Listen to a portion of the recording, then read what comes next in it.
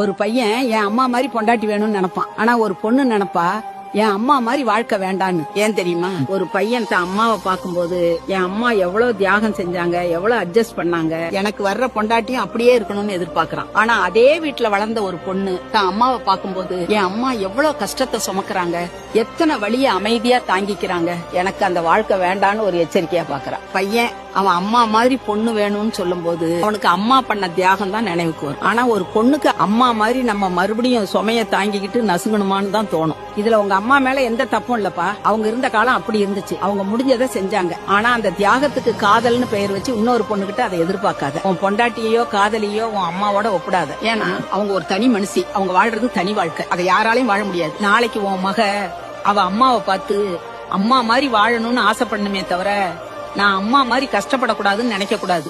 ஏன்னா மாற்றம் வெளியிருந்து வராது கண்ணு.